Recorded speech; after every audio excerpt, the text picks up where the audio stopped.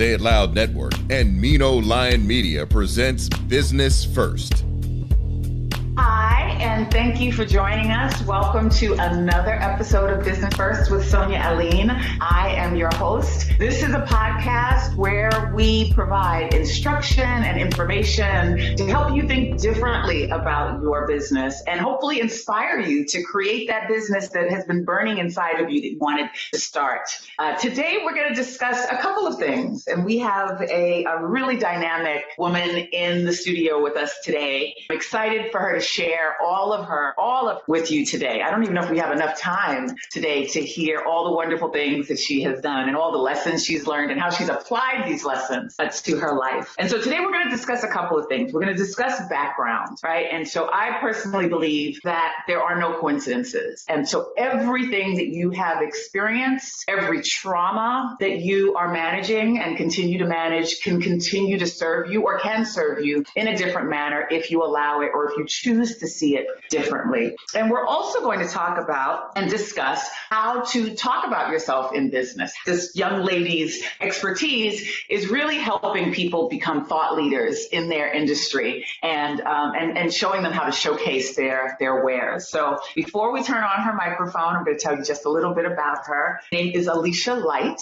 and she has more than 15 years experience in helping brands showcase their assets and be seen as leaders in industries such as marketing, design, entertainment, and technology. She's presently the founder and CEO of Flight PR, an award-winning PR consultancy. She is also the co-founder of Joint PR, which is the first women of color communications company for the legal and booming cannabis industry. Alysha also serves as an advisor for the Pearl Fund Limited Partnership, helping startup companies with their PR strategy. She's worked as a lecturer at Moody College of Communications, and she has lived and worked in New York, LA, is presently in Austin, but nothing compares to how passionate she is about her hometown of Chicago.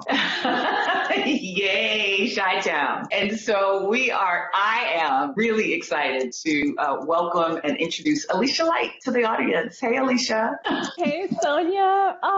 Thank you so much. Thank you so much for that amazing intro, and thank you so much for having me on the Yeah, I think you're a rock star. You are amazing. And so, what I love about this podcast is I've been able to, a lot of the people that I've known over the years who have done some really amazing things. And you would be right up there on that top three list of people who I'm really inspired by because of your journey. And so I'd like us to actually start about that. So when I opened up the show and talked about how your background always serves you, what people may not know about you, people who follow you or people who have done business with you, is that you grew up in the foster care system. And so when you came to New York to start this journey of yours, you came with little or no money, little or no support, and now you are running two companies, teaching and inspiring others to really follow their dreams and their passions. So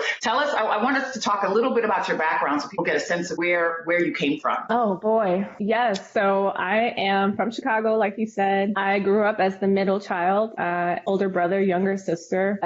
All three of us have different fathers. We were raised by a single mom up until the age of 10. When I was 10, we were put into the foster care system, and we were in the foster care system for 6.5 years. So for me, that was age 10 through 16, like before my 17th birthday, which is not as long as some foster youth, but it's longer than most. In fact, one of the, I have a few stats that I'll read for you, but the average length of stay for foster youth is about 15 months. So we obviously, we stayed for much longer than that, but some children, foster youth, get in when they're really young and then they age out. So we were one of the fortunate ones, even though that was quite a long time, we were one of the fortunate and wants to be later reunited with our mother. Wow. And so one of the things that we've talked about over the years is how that has served you. Like there are a lot of lessons. So it wasn't a good experience for you. Some of the foster mothers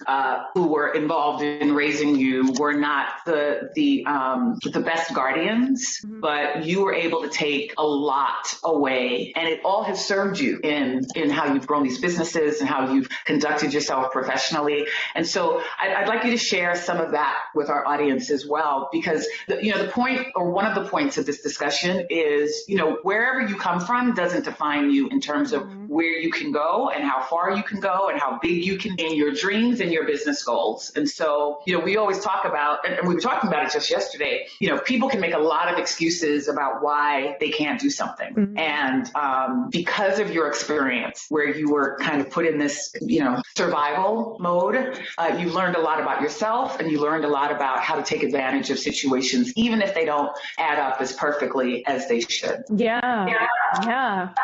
That's a big question. I'll try to answer. If I may, I just want to set the tone for and just share a few stats on foster youth, because I feel like you don't really hear this segment of the population talked about enough. In my opinion, there's not a lot of light that's shined on people that are growing up or have grown up in the foster care system. So if I may, there are currently 440,000 youth in the foster care system in the U.S. So almost 500,000 young people that are growing up in foster care. As I mentioned, the average length of stay is just under 15 months, but again, a lot stay much longer than that. Within 4 years of aging out, so it depends on the state, but it can be anywhere between the ages of 18 and 21, 50% of foster youth have no earnings, and those who do make an annual income of $7,500. Within 18 months of emancipation, 40 to 50% of foster youth are homeless. 30.7% of children who grow up in foster care graduate from high school, and fewer than 3% from college graduate from college. So, yeah. I honestly didn't realize that the stats were that stark. Like that.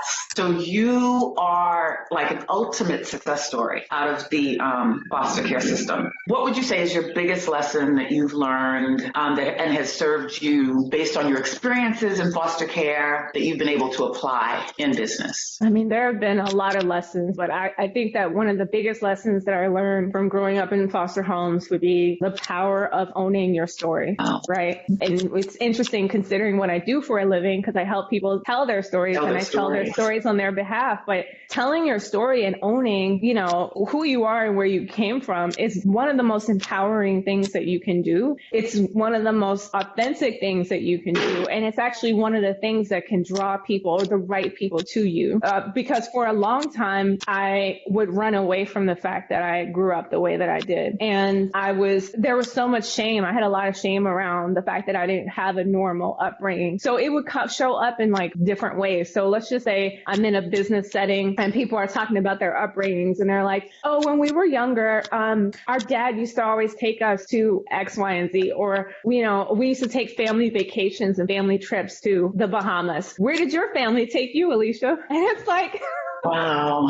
And it's like, who said I had a family structure like that? I didn't. Yeah. So, but I would let people make assumptions about me, because people look at me and they think, okay, she's educated. She likely grew up in, I guess they assume I grew up in a 2-parent home. They assume I know my father. I don't. I didn't. I never met him. They make all these assumptions, and it was just, I didn't want to be the person to be like, well, actually, we didn't grow up like that. We grew up poor. Like, we didn't have vacations. Yeah. I didn't take a vacation until I was 27 or 28. Like, so, you know what I mean? Like, I'd love to travel now, but we didn't have the resources like that growing up. So it just, even coming to terms and being able to finally say, you know what, that actually wasn't my upbringing, and having people go like, wow, that it just like, it took a huge burden off my shoulders and just made me feel more free than ever, to just like, almost like a coming out. This is who I am, like, this is my story. So that is one of the most powerful lessons that I think I I learned from that experience is, everyone has a story, and it's really important to own yours, to blow it up when you need to blow up your story, because sometimes we're attached to limiting stories about ourselves and our lives. Because this happened, then that means. So yeah, I think it's important to own your story, deconstruct it, and blow it up often. Yeah.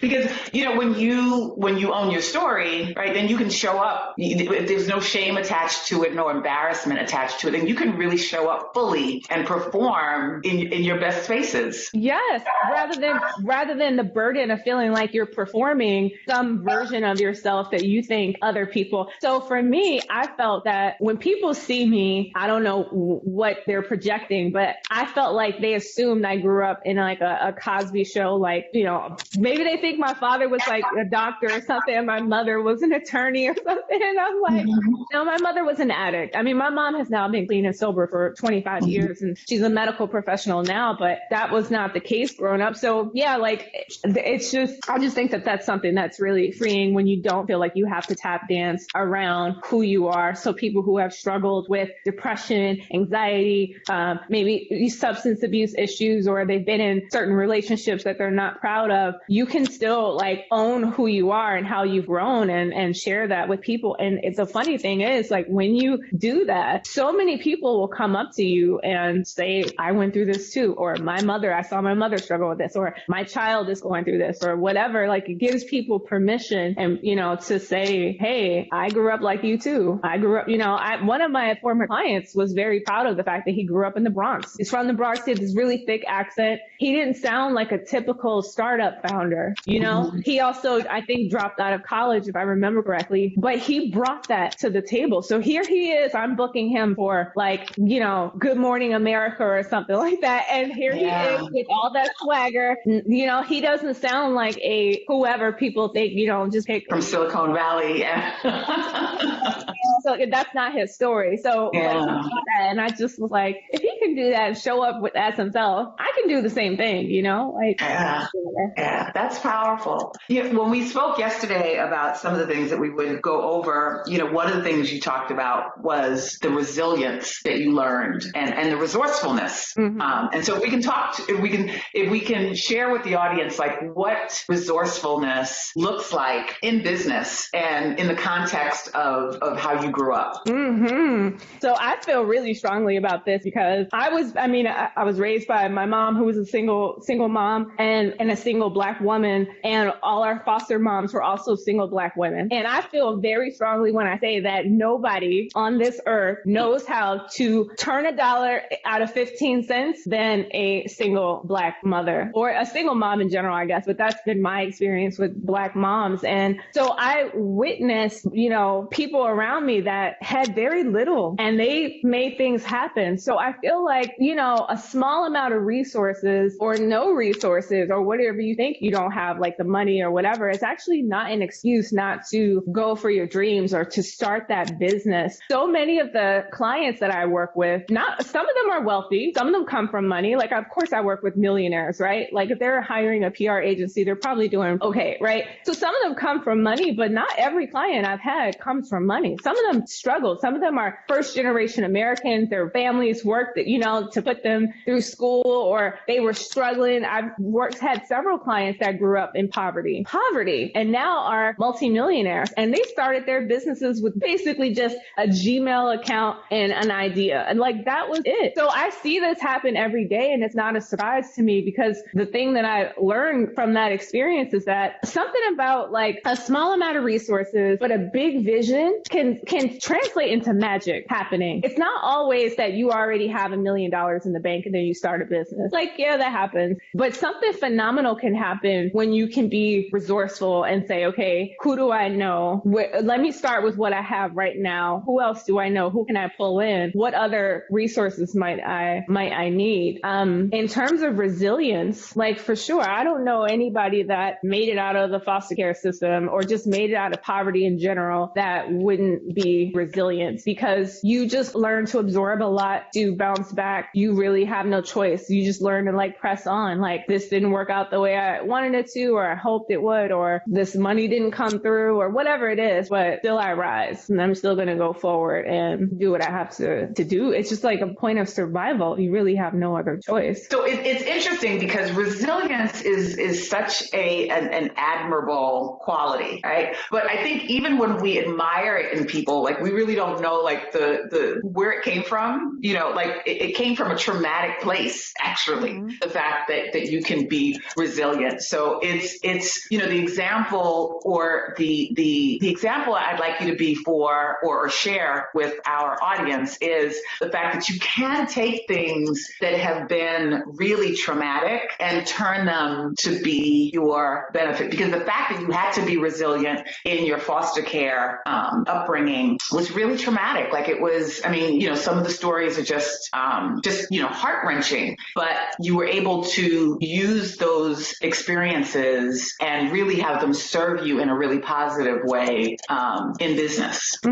Yeah. And we were talking about this yesterday because I was like, I don't know how much I should get into that on the show, but I've been reflecting a lot on trauma and how trauma shows up, like early childhood trauma and how that shows up later. And where I started connecting the dots is a lot of the things that make me really successful as an entrepreneur are actually part of the response to trauma that I experienced growing up. So the resilience, you know, hyper independence and self-reliance, like all those things are in response to not having my needs met as a child and not, you know, like not having that security, not having that safety net. Like so many of my friends, and when I got to college, they all knew that if things didn't work out for them, they could always fall back on mom and dad. They always had that. I never had that. I didn't have a safety net. It was either I made it and you know, the vision that I had for myself, either that was going to come true or there was no other option. I was just going to end up, you know, on the streets. Like, again, you see the stats of how many foster kids end up homeless. Like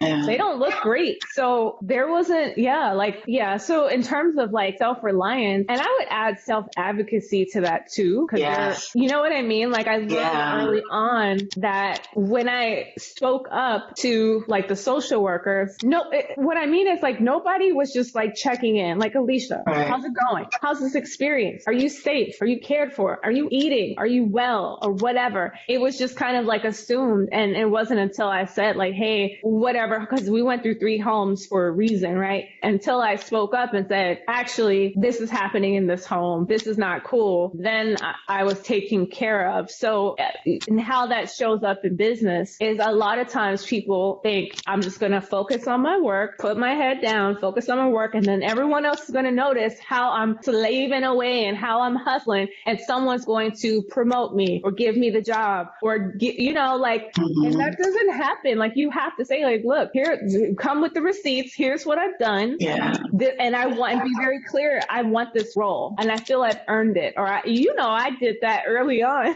And I'd be like, I want that job or I want that. And it didn't always work out the way, but at least I knew it, but I was very clear. Like these are the things I want. And I'm very much that way in business. When I'll tell clients or potential clients, like, this is what I see for you and this is what I could do for you. And if I feel that they're not holding up their end of the deal, I call them out on it. Like, this is what I need from you. I need you to show up. These are the things you said you wanted to achieve. And now you're self-sabotaging or whatever it is. Like I have to have a come to Jesus conversation with clients. Yeah. And it's so interesting how I can't speak for other professions, but as PR has this reputation of being, or it's whatever, it's one of those careers where people have this perception that it's just this glamorous fluff. And it grates my nerves.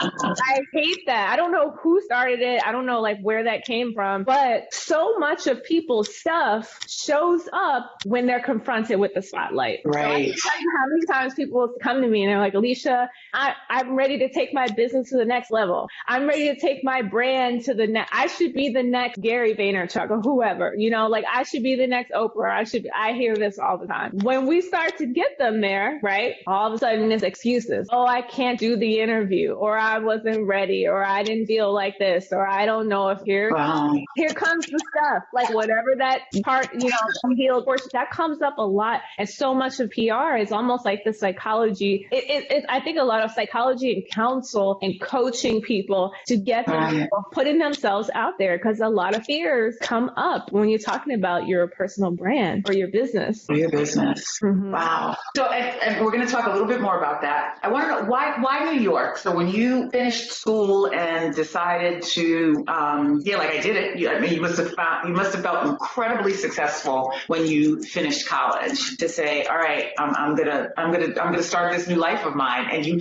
decided to come to New York. Why? It's so funny you say that, because I literally just saw maybe a few months ago this picture of the day I graduated, and I was standing in front of where we lived on the west side of Chicago, and I have this scowl on my face. My aunt took the picture. She was like, "Congratulations, Cheese," and I have this scowl because I'm thinking I just graduated and I'm back home. Like, what is this? Wow.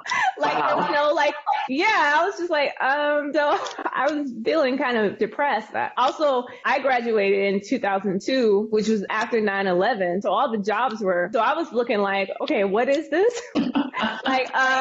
We didn't study this in school, so I feel very ill prepared. But the reason I moved to New York, it was for a few things. One, I had initially intended to become a filmmaker. That was what I wanted to do. So for the longest time, I thought I'm going to start my film career in New York. But also, it was a way to start over, which is another lesson that I would say that I've learned, is that starting over is part of the game. Starting over, because when you're a foster kid, you're constantly starting over, especially if you move to different homes, you're going to different schools, you have to make new friends, you have to learn adapt to the different cultures of the homes that you live in. Maybe something was allowed and okay in your last home. Well, in this home, that's not cool. In the next home, we love Jesus, so you better learn to love Jesus too. So now all of a sudden you're it's like this house, we love the Lord. So we got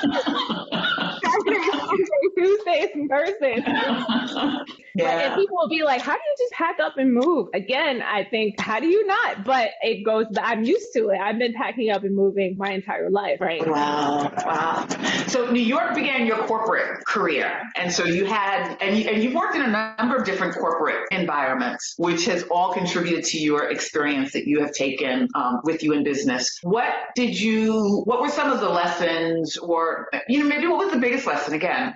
What was the biggest lesson that you learned in corporate America that you've been able to translate into your business life? I'm not a good fit for that environment at all. Every day that I worked in a corporate job, I felt shackled around my neck. I felt like clank, clank. It just was not the type of environment where I felt I could thrive. I would consistently get tension headaches showing up to work. It wasn't the right fit for me. And I actually have the theory. I was telling you about this. I suspect that if you have struggled working in corporate environments, or you have bounced from job to job and you struggle working for other people, you might actually be an entrepreneur, like a low-key entrepreneur. You just don't know it yet. Yeah. And it's not because something's wrong with you. Because I used to think, why can't you because I would show up at the job on Monday and everyone's like, happy Monday. Did you have And I would immediately get a tension headache. And I'm like, this is a repeat. Because then on Friday, you're going to say TGIF. Do you have any plans this weekend? Do you have any fun plans? It felt like the Twilight Zone. Like we're doing this over and over and over again.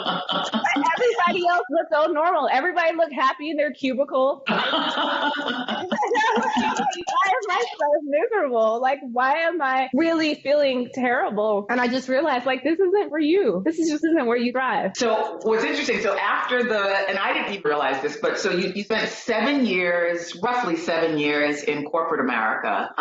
And this year will be your 8th year as an entrepreneur. So you have spent more time working for yourself than you have working for corporate America, which is great. But what's also interesting is, and it goes to, again, like, people always want to say that, things have to be perfect before you pull the trigger. When you launched your business, it was one of the most difficult times of your life. Yes, That is absolutely true. I've actually never spoken about this publicly, so you're getting the exclusive. I get the exclusive on this? You get the exclusive. Yeah, so when I launched Light in 2013, it was at the lowest point for me in my personal life. I was in the midst of a divorce. It was excruciatingly painful, and I was not in the real headspace to start a business. If you think about it, that's not the typical ideal time frame where someone would say, yes, you're in pain and anguish every day. Yeah, go ahead and start a business. Yeah. But it worked out because I was still clear that I was ready to make the leap, and something about being stripped down of all the attachments and associations, that I had being a wife or a partner to this type of person or whatever. It was just me. And at the end of it, I was like, I am a risk taker. I've always been a risk taker. I am the type of person that will leap and then look back and be like, did I even get a parachute? Let alone, is the parachute gonna work? Yes, it will. You know what I mean? I'm not, that's just who I am. So I was like, well, just go ahead and fly. Like, go ahead and fly and see what happens. Because I just felt like, you know what, if this doesn't work out, you can always get another 6-figure PR agency job. You can do that. Go do it. So you were just like, why not? Why not? What do you have to lose? At that point, I was like, what do you have to lose? Wow.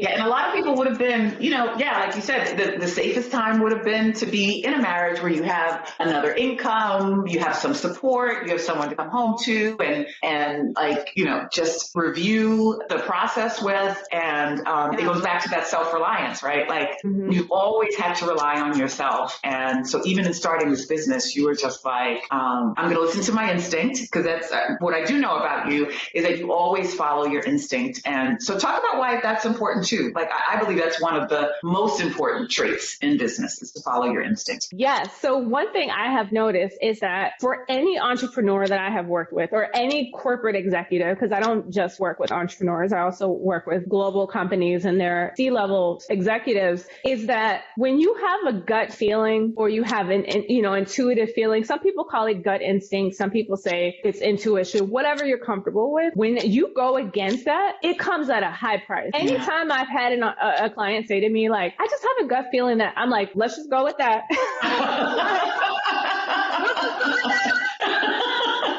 I already know where this is going to go. If we go in the opposite direction, this is going to backfire and it's going to not be pretty. So let's just, and they don't get it because they're like, well, maybe, because we start doubting ourselves. Well, maybe I'm thinking it. Maybe I'm, being paranoid. A lot of women, especially, are so hard on themselves because we think it's just a soft skill. Like, it's not a hard we haven't given it like hard analysis. So we don't put that much stock into it. I always say, like, gut feelings and intuition don't come with the instructions and the full, like, this is why you shouldn't do it, because 5 months from now, XYZ, you don't get that. Yeah. You just get go or no. You don't really get much explanation. You just get, or you'll get a feeling, like, you'll feel like, I feel uneasy about this. And I don't know. You don't get you don't get the knowledge just yet of why, but it does come later. It shows up. It does come later. Yeah, it does come later. So aside from Light, you also decided to jump into the cannabis, the legal cannabis. So you're not standing on a corner. That's right. legal cannabis. It's not a drive-by shop. You have clients who are, all right, I'm gonna be serious. This is what happens when you're interviewing your friends, right? What made you want to actually start a PR business? Because I think we all recognize that the cannabis business is a booming business. And the time when you did it was the time to jump in, not to wait and see, which is what happens with a lot of entrepreneurs. It's just like, and then you're struggling to get in, you waited to see what happens and now you're struggling to get in. So you came in right at the beginning when things were becoming legalized throughout the country. But what was the thought process for moving in that direction? So this was something, interestingly enough, that fell into my lap.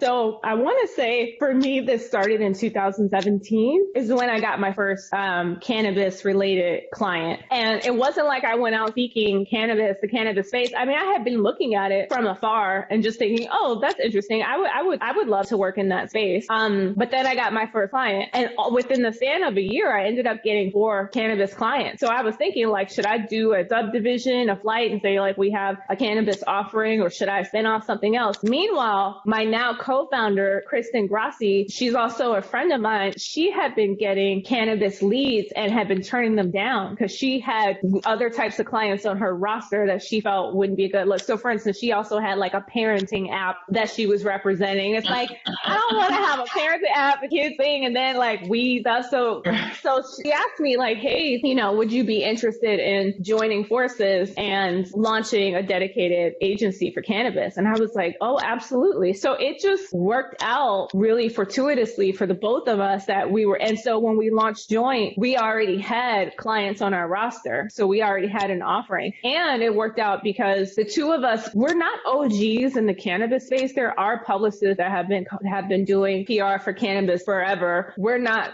that. But what we are is we are two senior level communications professionals that are coming to this. We both have 15 years of PR experience. We come from the worlds of tech and advertising and entertainment and hospitality and retail. Like, we've worked across all these different industries. And why that's helpful to cannabis is we bring like a sophisticated level of skills. Like, we don't just know cannabis. We're also coming at it from a top tier business level. And we're able to get our clients, not just in the cannabis space, but in mainstream business, which is what they want. A lot of them will say, like, we don't even care about cannabis. And we're like, well, you still should. Like, you should never like run away from your fan base, like your home base. But yes, we can still elevate you and get you beyond that. And we do. And so how has that been going for you? The partnership, number one. Yeah, I have to say, like, I've learned a lot. So having a partner is amazing. Me being kind of a lone wolf for a long time for a lot of reasons and feeling like I'm better off on my own. Having a partner to share in the workload and to share in the highs and the lows is amazing. It's amazing.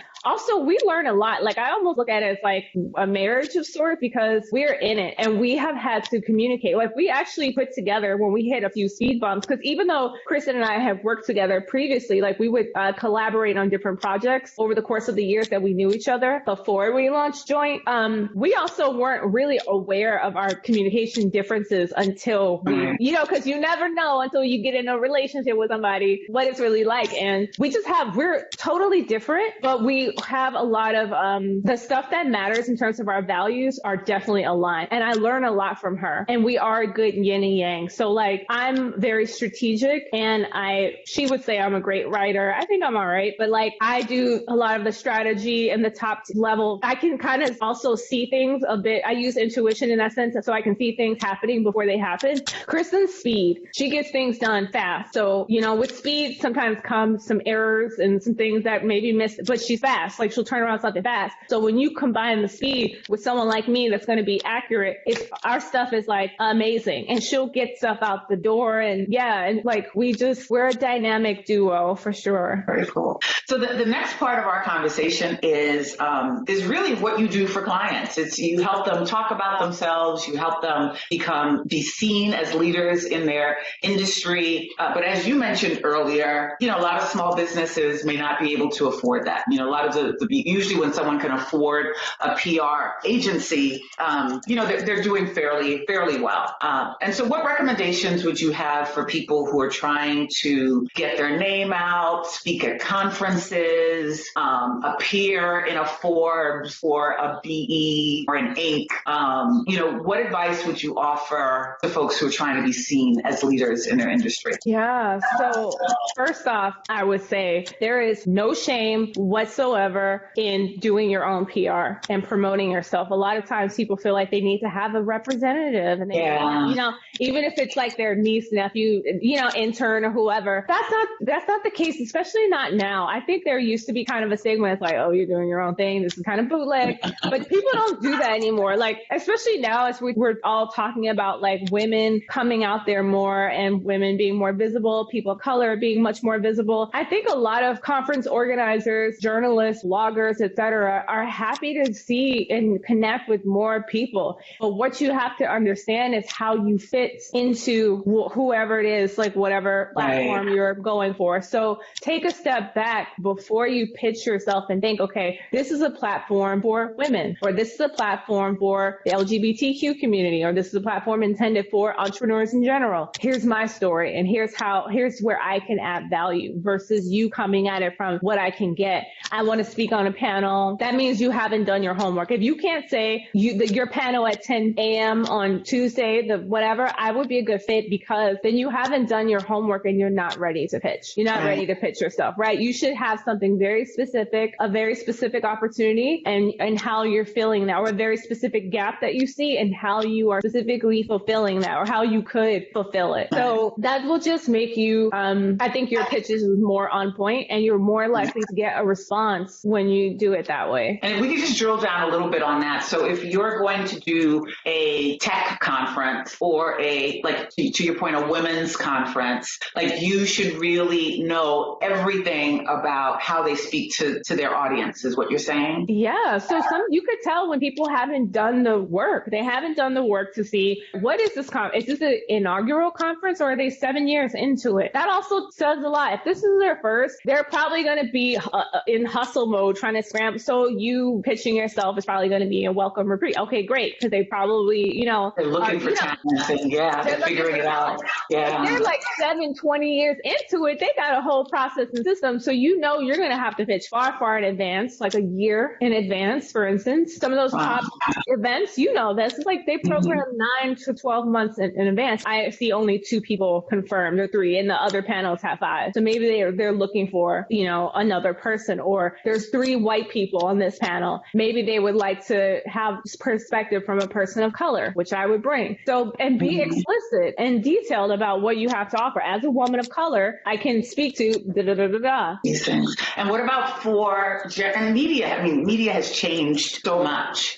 So do you advise people in terms of how they present themselves as well, on places like LinkedIn or in their social media? Do you give guidance for that, or would you have tips for people in terms of how they should be presenting themselves in those spaces as well? Yeah, I think that with respect to LinkedIn and other social media, your online presence should be an extension of yourself, your brand, wherever people can encounter you, online, website, podcast, whatever. Your social media is intended to be an extension of that. And I think social media should be seen as a platform to share. It's not just about broadcasting. I'm doing this, I'm doing that, but also share news that will interest other people, celebrate people in your network, share resources. I think people a lot of times miss that aspect because they're constantly coming from a me standpoint. And so much of like public relations is actually just good old fashioned interpersonal relations 101. And people forget about that because especially where we are with social media, we think it's all about us and like what we're doing on the gram and like how we're posing and but also you want to, if you look at like a lot of the entrepreneurs that have massive followings, I'm not talking about like the influencers because that's a whole other thing, but they're constantly giving, they're constantly sharing tips. They're talking about their struggles. They're talking about, they're putting someone else on to join them to talk about things that are helpful to the community that they've built. And when you come from that standpoint, it changes the whole atmosphere of your social presence from one of, again, just broadcasting and putting out there to we're trying to be of service here. We're trying to do things for our community. I mean, you also asked about thought leadership. Can I touch on that? Please. This is one that I encounter a lot. Everybody wants to be a thought leader. Anyone with more than probably 7 years, 5 years even of experience fancies themselves a thought leader of some kind. And the truth is, like, everyone can give a masterclass on something. Your whole life has probably been a masterclass on whatever it is, right? That's all fine. But in order to be a thought leader, number one, you have to have thought. Fancy that. Let me tell you something, because like you have to have thoughts and you have to be willing to share those thoughts. I cannot tell you how many times I have had these conversations with clients where they're like, I want to be out there and and then I'm like, okay, what's your opinion on this? Wow. What's your perspective on what just happened? How do you feel about it? They haven't taken the time to formulate their opinion. They only want to rush because they saw so-and-so out there. So now you're talking about ego and competition because so-and-so is out there and I feel I'm smarter than them. Right. And everybody everybody's listening to them and I don't like that. And I feel like people should be listening to me. Okay, but what do you have to say? What are your thoughts? Then if they have thoughts, oftentimes they start skirting around it because they're like, well, I don't know if I want to say that. And I'm like, well, in order to be a thought leader, you have to be willing to put your thoughts out there. So if people disagree with you, if they drag you online, if they vehemently come after you, you have to be okay with that. That comes with the territory of being a thought leader, is you're sharing your own thoughts. And hopefully you're smart enough to like back it up with, receipts and like research that you've done and proof points. You should absolutely do that. But for the most part, yeah, like that's the risk that comes with thought leadership that a lot of people don't anticipate, that they're not necessarily ready to take on, because they're like, oh, well, I don't want to piss anybody off. Or, even like when it comes to something like sharing predictions, I can't tell you how many people are like, well, I have predictions. And then I'm like, okay, let's hear it. And they're like, I think in 5 years or post COVID, we're going to see this, or the retail game is forever, or the movie going experience, like what's going to happen with theaters. I'm like, okay, let's get it out there. Well, I never. Wow. I don't want to put that. I don't know if I want to say that, or I don't know. What if our clients get upset, or what if I piss people off, or what if it doesn't happen and then my predictions don't come true? It doesn't matter. Look at all the predictions that people make. No one's coming back saying, well, that didn't happen. Like that. It's just, you're just basing it on your own perspective. But well, actually, I mean, you bring a really good perspective, because I think that the ego piece, I know I've seen as well, or I've seen it for other people, right? So you're just like, well, that person is getting a lot of press and doing a lot of things. Like, you could be out there, but like you said, you have to actually be able to form these opinions. So I think that's a huge takeaway, because again, a lot of people in business, and you did this earlier, they have their head down and they're just working hard. And so part of being strategic is really kind of setting up some of these other things. And so it may be, and so how do you guide some of your clients through it? And I get the whole piece where folks might be a little paranoid, because that's the other thing in this cancel culture that we exist in. Everybody thinks that if I say something, it could impact my business. It could, I could get out there and say certain things, and then I'm going to lose sales, or I'm going to lose sponsorship dollars, or I'm going to get dragged, right? And so how do you guide clients through that? Yeah, I mean, first of all, those are all valid concerns if you look at the climate we're in, right? I hate cancel culture, but it is that's like part of where we are. Yeah, it is. It's horrible. I can't wait for cancel culture to get canceled. I do believe that it will happen. That's my own thought. That's my own thought. And your prediction is that it will happen eventually. It will happen, because everybody's canceled. Who's safe from cancellation? Yeah. But you're asking, how do I navigate that with clients? So there's different types of thoughts, opinions, predictions, trends that people typically want to share. Not everything has to be controversial, right? Some things are just more benign. You're making observations about a trend that you see happening. You're not necessarily making predictions. You're just calling it out. Or something repeatedly happens to you in business and you're thinking, I can't be the only one noticing this. Maybe I'll write an article about that, or maybe I'm willing to talk about it. So, and sometimes people are afraid to even do that. So even though there's no potential for them to get wrist slapped over it, they're still not sure if they want to state whatever it is that they're stating. But what I typically do is I have clients do an exercise where I have a one-sheeter, and I'll ask them to start with, in one sentence, what do you want to say? Just one sentence. If they can get past that, the next is like, what are some things that you're seeing that like I go deeper and deeper and deeper, but I can't tell you how many people don't get past the first in one sentence. What is it that you want to say? Do people realize, and maybe it's not something they realize, because it's really nice to want to be considered to be a thought leader. But the other part of having a thought too is that you have to be willing to lead, which you have to be able to stand out, which means you have to be able to you have to cause people to think a little differently, which is going to take you out of your comfort zone. Exactly. And it's an exercise, but I believe, like anything else, it's a muscle, and it gets stronger the more you use it. So you might think, like, why do I have to flex my thinking muscles? Because there are so many thoughts that cross your mind in a given day. How many times a day do we think? It's something like, I don't know, a million. Yeah. I'm making this up. However many thoughts cross your mind, how often do you pause and really think, what is it that I'm thinking about here? What is this bringing up? What what is it that is triggering me about, like, why am I even, with all the headlines that are going on, what is it about this particular thing that's really striking me that I want to say? Most people just don't do that. So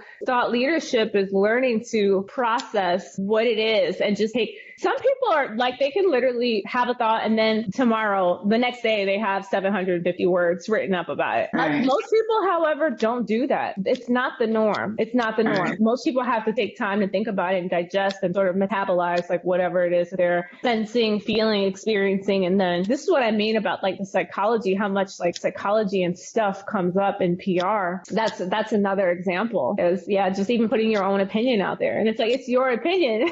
Like inherently people are going to disagree, but that's okay. That's okay. So what's next for Alysha and her businesses and her leadership roles? Like, what do you see next for yourself? I love that question. So Light is coming up on its 8-year anniversary. Joint PR will be celebrating its 2-year anniversary this year. I'm really proud of all of that. I think that honestly, I'm looking forward to rest and self-care. I just feel like that's not a business. Actually, maybe that is. It is. It is, right? Because there's been so much that has happened that I've gone through, like highs and lows and ups and downs. And I'm talking just last year, even in the past year. COVID, which definitely impacted my business, but then I was able to, bounce on back. The social unrest, all the things that are going on. It just, I'm looking forward to being able to breathe more easily, and bring some joy back into what I do. I mean, there's been a lot of heavy moments. I've had to have really interesting conversations with clients that I've never thought I would have had. And I'm grateful for that. But it's a lot of heaviness. Like I don't know if there's other PR people listening or people in marketing roles. I would love for them to DM me and tell me if you are having those conversations. Like I can't tell you, like there's been one. And when you say, you mean around race, social unrest. Yeah, where people are like, COVID and managing, being, a parent, and, I'm having a conversation with them and their child is like vying for their attention and pulling, tugging at them. And they're like, oh, I'm so sorry. It's just like, we're so much more intimate now, and also not, you know what I mean? Like we're not seeing each other in the physical realm, but we're seeing each other in video. So on video, I'm in your home, and on video, I can they see my entire, kitchen and living room. So it's like, and conversations are starting out with, hey, I saw the news about the shooting. I just want to first check in. So then that leads to a 10-minute conversation about, which is fine. It's better than before when nobody knows anything. But now it's just like, it's a lot. I don't know if I'm articulating that well enough, but I'm just looking forward to it. No, I think you absolutely are, because it's all traumatic, right? So it's, when we think about how racism affects us, I think what frustrates me is people always want to say it's down to like a word, like someone said something and that means that they're racist, or they expressed something a certain way and that means that and so racism is systemic. And so it shows up in so many different ways in our society that is spoken and not spoken. And that is heavy and traumatic. And so if you don't acknowledge it, right, it's traumatic. But if you acknowledge it and I have to talk about it, that's traumatic as well. And so number one, I understand the not being able to articulate it, because sometimes you can't articulate it because it's just stuff that we've been living with and dealing with. The fact that you are interested in trying to figure out how to get some self-care, it is imperative. Like I think that might be the best advice that you have brought today for our audience, because we're all trying to figure it out. It's interesting, and this thought came to me today, right? So I was thinking about, all of these new funds that are available now because of the social unrest, that are available for people to, benefit from the, corporate benevolence now. And then when you think about all the stuff that you have to go through, right? All the forms and all the ways you have to set yourself up to access this information, or access these resources, it's a lot. And so it's like you never get a break. So even in the benevolence, right? Even in the benevolence of what's being offered, you still have hoops to jump through, right? You still have to figure out how to get this done. And I know sometimes for me, what I struggle with as a business person is sometimes I will just shut down, right? And can't do anything, right?